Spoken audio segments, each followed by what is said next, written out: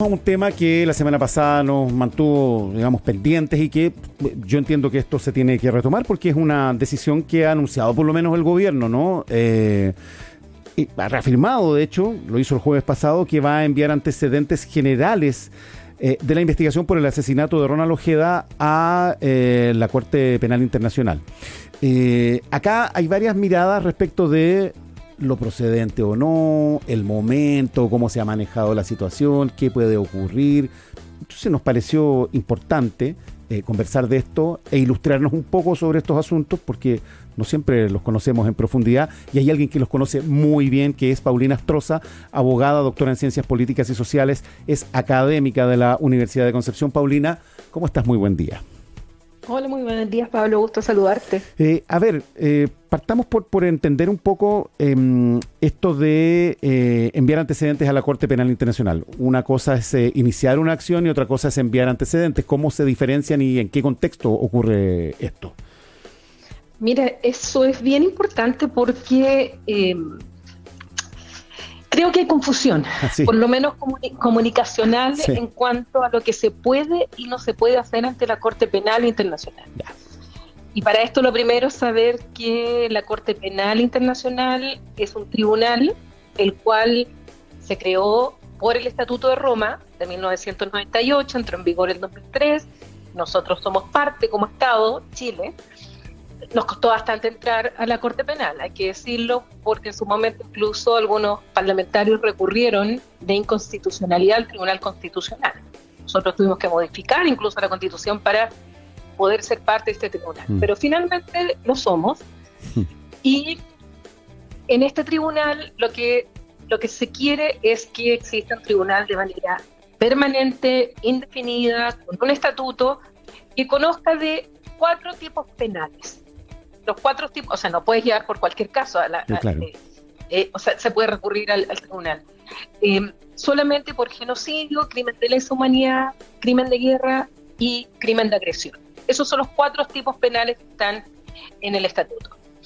Ahora, en el caso de Venezuela, esto ya varias veces se habían remitido los antecedentes para que la Fiscalía conociera, primero de manera preliminar, lo que estaba ocurriendo en Venezuela.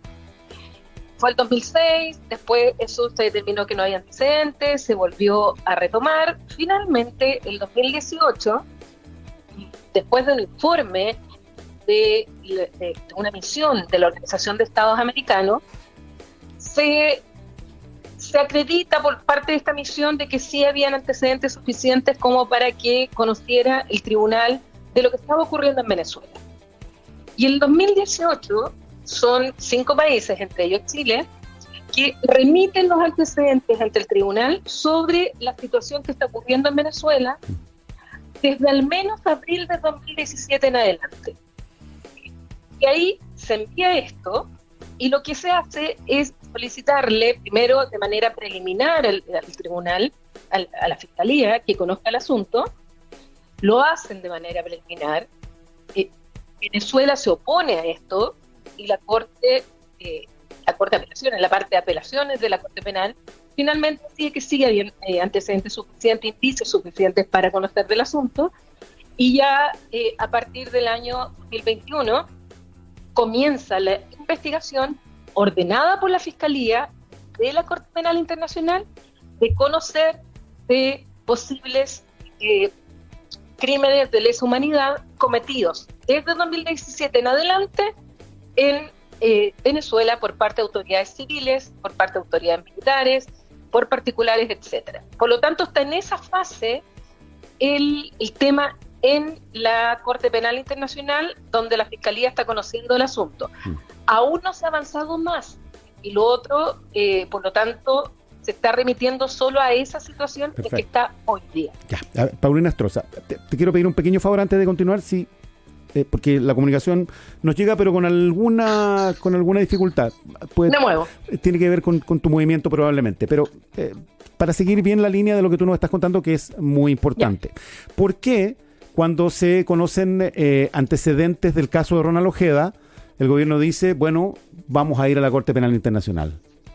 Porque tú estás hablando de una acción anterior que tiene antecedentes desde varios años atrás y que tienen que ver con uno de estos 4 tipos penales que son parte de las competencias de la Corte. Sí. En este caso, ¿por qué se habla de un caso tan particular, ¿no?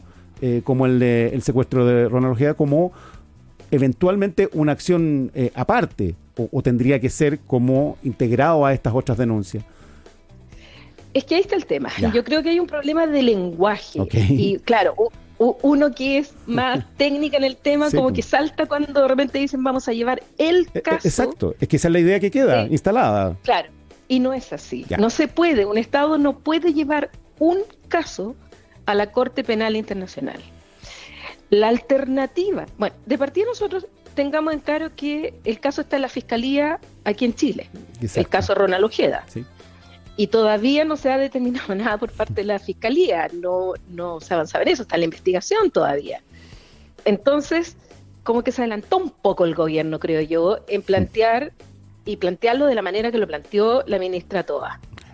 Porque justamente da la impresión, y ese es el error, de que nosotros podríamos llevar el caso de Ronald Ojeda a la Corte Penal y que la Corte Penal decida.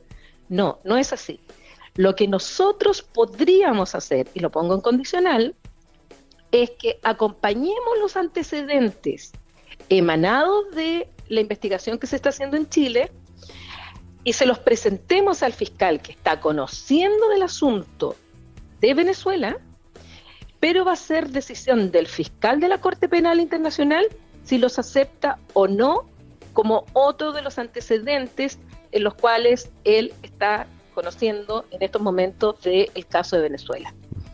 No es que nosotros llevemos el caso, es que nosotros acompañaríamos antecedentes que, como lo señaló en una entrevista ayer Claudio Grossman, pudiera revelar un patrón de conducta por parte de Venezuela al perseguir y al incluso haber mandado a matar a un disidente en otro país, violando varios principios del derecho internacional. Esa es una alternativa.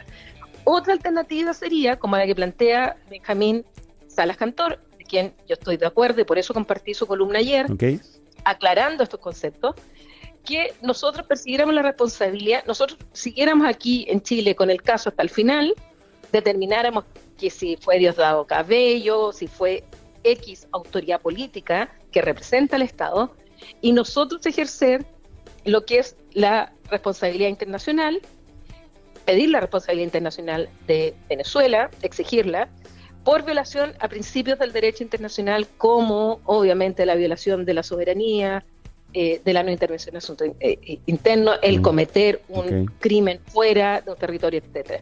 Entonces son alternativas, pero creo que la forma como lo planteó la ministra no es correcta, porque no es así como llegar y llevar un caso nomás a un Estado. Ahora, esto de remitir los antecedentes, ¿sí es válido, es correcto? Acompañar antecedentes, porque nosotros ya hicimos remisión. La remisión de los antecedentes fueron 5 países, en el que está Chile, Canadá, Colombia, Argentina, creo, nosotros. Ya mandamos, ya remitimos los antecedentes a la Corte Penal Internacional para que el fiscal comenzara la investigación preliminar, y eso avanzó al punto que el fiscal ordena, en definitiva, la investigación de este caso, y esto fue el 2020 y nosotros remitimos en 2018. Ahora, Paulina, lo que muchas personas se preguntan es ¿qué destino puede tener una acción de esta naturaleza? Porque hay varios líderes mundiales que han sido, digamos, juzgados por la Corte Penal Internacional y que no necesariamente están observando, digamos, una condena en términos concretos. A ver, ahí también hay que distinguir. Lo que pasa es que hay investigaciones que se han llevado a cabo y en las cuales se han dictado órdenes de arresto internacional. Exacto. Ya tenemos el propio caso de Netanyahu, que ahora acaba de visitar a Donald Trump en Estados Unidos, donde no se le detuvo y se le envió a la corte, porque sin Estados ningún Unidos, inconveniente, ni Estados Unidos ni Israel son parte del Estatuto de la Corte. Ajá. Y además, una de las miles de órdenes ejecutivas a esta altura que ha dictado Donald Trump fue para sancionar a aquellos funcionarios de la Corte Penal Internacional que estuvieran investigando casos que afectaran la seguridad nacional de Estados Unidos y de sus aliados. Y esto implica tanto para los funcionarios como para sus familias. O sea, además, Donald Trump va más allá. Lo que está haciendo es enfrentarse a la Corte Penal Internacional. Por otro lado, también tenemos la orden de arresto. Bueno, y la orden de arresto es contra Netanyahu, su exministro de Defensa, y además contra un líder de Hamas. Son 3 las órdenes de arresto en ese caso. Por otro lado, también encontramos la orden de arresto contra Vladimir Putin por crímenes de guerra, posibles crímenes de guerra en Ucrania, y también de la defensora de la niñez, podríamos decir, de Rusia, y ahí particularmente por el crimen de guerra, que es el de las adopciones ilegales y el llevarse a niños ucranianos de manera ilegal a Rusia, y además allá facilitaron a través de una ley la adopción, y eso es un crimen de guerra. Y por eso que está la orden de arresto. Vladimir Putin no ha ido, por ejemplo, no fue a la toma de posición en México, que México sí es parte del Estatuto de la Corte Penal Internacional, tampoco fue al G20 en Brasil, pero fue a Mongolia. Y Mongolia es parte del Estatuto de la Corte Penal, por lo tanto tenía la obligación de detenerlo y entregarlo a la Corte Penal. ¿Y qué pasó? No lo hizo. No lo hizo. Y eso es violar su propia obligación en el Estatuto. Se le hizo ver esto, pero nuevamente ahí llegamos a los límites que tiene el derecho internacional. Porque no hay una policía internacional, claro. La Corte Penal no tiene un gendarme internacional, ni la ONU la tiene, como para que obligue a los estados a cumplir con sus obligaciones, en este caso con la Corte. Y esto había pasado también antes, y hay uno que está fugado, que en el caso de Al-Bashir en Darfur, en Sudán, donde pasó lo mismo. O sea, también hay una orden internacional hasta el momento que está en vigencia, y resulta que fue a Sudáfrica y Sudáfrica no lo entregó, siendo parte del estatuto. Pero para que los juicios sigan adelante en la Corte Penal Internacional, se requiere que los acusados estén arrestados. Mientras no estén arrestados, mientras no estén en la Corte, el juicio se detiene. Por lo tanto, no va a haber, no es como los juicios, otro tipo de juicios en que se siguen en rebeldía. O sea, la orden de detención no es en absoluto el fin del juicio. No es la condena, no, para nada. Es una etapa inicial. Inicio. Exactamente, una etapa inicial. Y tendrían que ejecutarla para que lo envíen. Varios claro. A diferencia de varios africanos, en los que sí han sido entregados a la Corte, donde sí ha habido, se les ha arrestado, donde sí ha habido juicio y donde sí se les ha condenado, ellos están presos. Estamos conversando con Paulina Astroza, que es doctora en Ciencias Políticas, académica de la Universidad de Concepción. Nos está explicando el funcionamiento de la Corte Penal Internacional y esta decisión que ha tomado Chile, digamos que, claro, se confunde un poco en torno al caso de Ronald Ojeda en particular y a una acción previa que se había iniciado junto con otras naciones respecto del régimen venezolano. Pero más allá de todo esto, Paulina, tú al principio dijiste algo interesante, que a Chile le costó mucho entrar a la Corte Penal Internacional o ser parte, ¿no?, de este organismo. Y hoy día todo esto está en cuestionamiento por parte de algunos líderes, ¿no? Donald Trump, que también mencionaste, sin ir más lejos, que se está retirando de muchos foros multilaterales, poniendo en cuestionamiento el funcionamiento de la Corte, del Acuerdo de París, en fin. Javier Milei acaba de retirarse de la Organización Mundial de la Salud aquí en Argentina. ¿Cómo ves tú ese panorama, ¿no? para alguien, para una académica que precisamente se ha dedicado a estudiar la forma en que se lleva adelante el multilateralismo, la cooperación internacional? ¿Qué te dicen todos estos mensajes, ¿no? Esta tendencia que algunos líderes locales también pretenden imitar. Mira, lo primero es que no me sorprende. Nosotros ya lo vimos en el primer mandato de Donald Trump, que también se retiró del Acuerdo de París, que también se retiró de la Organización Mundial de la Salud, que también estuvo torpedeando los organismos multilaterales, también.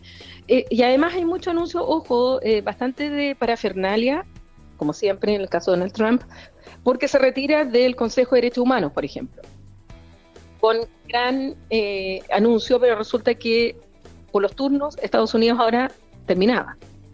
Por lo tanto, si hubiese salido o no hubiese salido, Estados Unidos no iba a ser parte del Consejo de Derechos Humanos ahora. En el caso anterior, cuando se retiró de la Organización Mundial de la Salud, esto afecta porque Estados Unidos es el principal donante o financista, digamos, de la Organización Mundial de la Salud. Pero ¿qué pasó en ese momento? Pasó que los segundos mayores financistas de la Organización Mundial de la Salud no es un Estado, sino que es una fundación. Y es la fundación de Bill Gates y Melinda Gates. ¿Qué hicieron ellos? Aumentaron su aporte a la Organización Mundial de la Salud. Pero aquí viene lo que podría pasar en el mundo como proyección. ¿Quiénes fueron los otros que aumentaron su aporte a la OMS?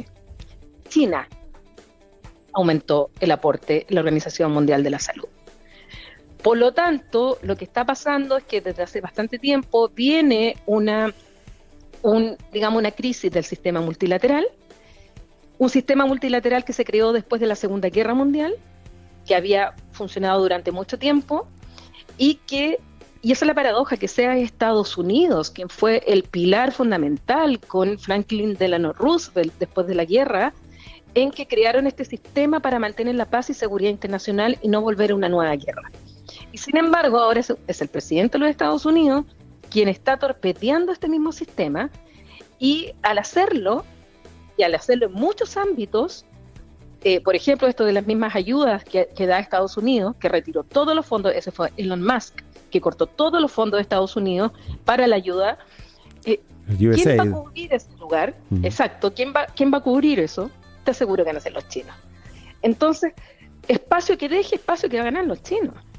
En muchos sentidos ya lo hizo la vez pasada. China no está en el mismo pie económico del anterior mandato de Trump, está, digamos, con una baja económica ahora, pero en esto sabe manejarse bastante bien, y yo creo que eso está pasando, que hay un movimiento tectónico de placas a nivel del sistema internacional, y que con la llegada de Trump provoca un terremoto aún mayor, es mucho más disruptivo.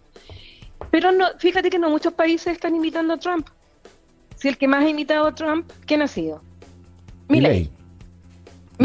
O sea, un país como Argentina, con los problemas sociales que tiene, con los problemas económicos que tiene, con los problemas del sistema de salud que tiene, retirarse de la Organización Mundial de la Salud es pegarse el balazo no en un pie, en dos. Porque los países necesitamos de la OMS, necesitamos de la Organización Panamericana de la Salud a nivel regional. Entonces, pero no hay más países que estén haciendo eso. Milei ha anunciado que también se va a retirar del acuerdo del país, pero no hay otros países que lo están haciendo, y hay otros que, sin embargo, están diciendo que van a reforzar, van a proteger a la Corte Penal Internacional, como el caso de la Unión Europea. Están diciendo que van a seguir y van a aportar más en los fondos que Estados Unidos va a dejar de dar. Entonces se está transformando en algo que yo te diría que venía ya una evolución de esto, y que Trump de alguna manera viene a ser más disruptivo. No hay novedad en Trump en esto, y al mismo tiempo yo no veo que todos los países estén siguiendo a Trump, y al contrario, se están como incluso armando otros bloques para evitar que Donald Trump le cambie el nombre al Golfo de México por Golfo de América. O sea, son de verdad ridiculeces que uno no entiende. Bien, Paulina Astroza es abogada, doctora en Ciencias Políticas y Sociales, es académica de la Universidad de Concepción y ha estado conversando con nosotros esta mañana aquí en el Sonar Informativo, y nos ha ayudado a entender varias cosas que hemos estado contando en los últimos días. Así que muchas gracias, Paulina. Gracias a ustedes, que estén muy bien, que tengan buena semana. Igualmente para ti.